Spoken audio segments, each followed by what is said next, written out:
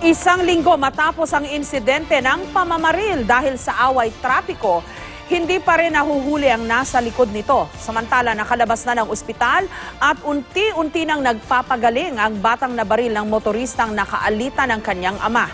May report si Susan Enriquez. Nakahinga na ng maluwag ang mga magulang ng 9 na taong gulang na batang babae na tinamaan ng bala matapos ang alitan sa trapiko na nauwi sa pamamaril ng hindi pa nakikilalang suspect.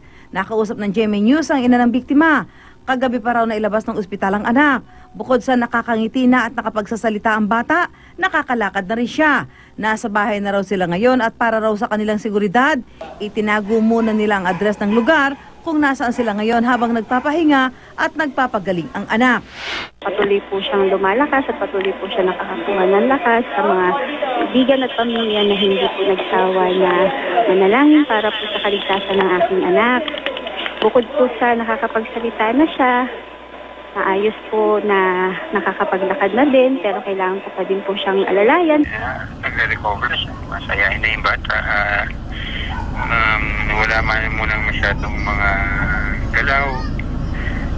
Kailangan niya munang magpahinga. Yung bata talaga kahit anong masakit ka yung mga nararamdaman, gusto niya talaga makauwi ng bahay. Hawak na ng GMA News ang orihinal na kopya ng ilang CCTV na nakuha sa lugar na posibleng makatulong sa kaso.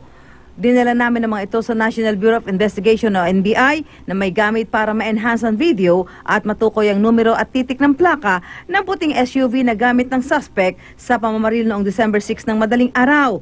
Nakita na ng NBI ang mga footage pero karamihan daw sa mga ito ay hindi magagamit dahil bukod sa sobrang liwanag kaya di maaninag ang numero at titik ng plaka.